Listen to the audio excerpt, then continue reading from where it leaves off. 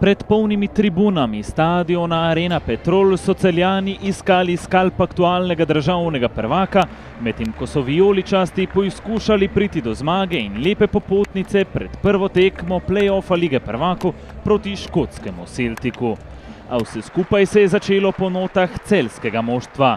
Že takoj na začetku srečanja, v drugi minuti, so Celjani s temle prekrasnim zadetkom Klemenčiča povedli z 1:0.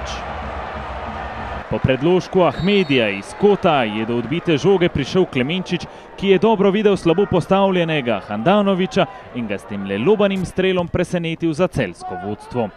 A Mariborčani so hitro imeli priložnost za izenačenje, a letošnja sezona ni sezona napadalcev Maribora. Najprej je Nusmir Fajić zapravil izjemno priložnost prvič, nato pa morebitna igra z roko v kazanskem prostoru. Sledila je še ena priložnost, Bohar je v kazanskem prostoru spet iskal bosanskega napadalca Nusmirja Fajića, a tudi tokrat ta ni uspel zadeti. V nadaljevanju nova priložnost in nov poizkus, najprej na mariborski in nato še na celjski strani, ko je takole z kakšnih 20 metrov poizkušal Bajde. Po polovici prvega polčasa je bilo še vedno 1:0, Mariborčani pa vse pogostejših naletih ogrožajo vratarja Kotnika, ki je bil na tem srečanju res izjemen.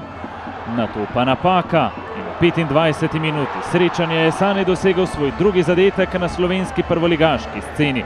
Prvega pred tednom dni v Kopru, tokrat pa proti Mariborčanom za celjsko vodstvo z 2:0. A to še ni bilo vse.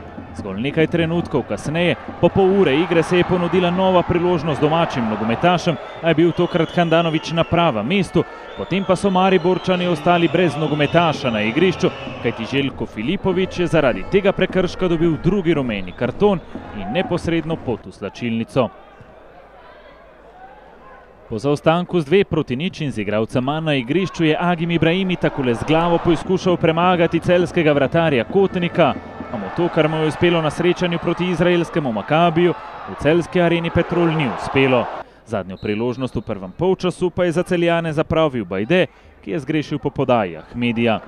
Nato smo videli priložnost Mendija, brez večjega dela za vratarja Kotnika in tretji zadetek za Celjane. V 53 minuti srečanja je natančno podajo Verbiča v kazenski prostor izkoristil Bajde in zadev za celjsko vodstvo s 3:0. Sledila je še ena v vrsti odličnih obramb vratarja Kotnika, takole je zadetek preprečil primorskemu branilcu v vrstah Maribora Aleksandru Rajčeviću. Celjani so bili tokrat zelo razigrani, Mariborčani pa ne tisti pravi.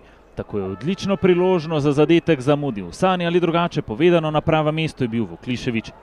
Častni zadetek za Mariborčane pa je padel v 84 minuti, ko je po podaji Vršiča lastno mrežo zatresel vrhovec za končnih Celje Maribor 3:1.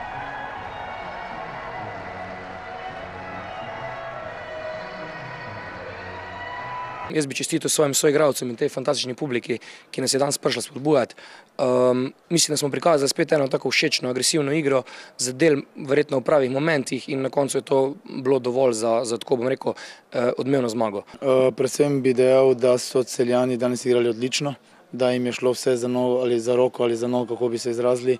Enostavno so bili na tem nivoju, katerim so želeli biti.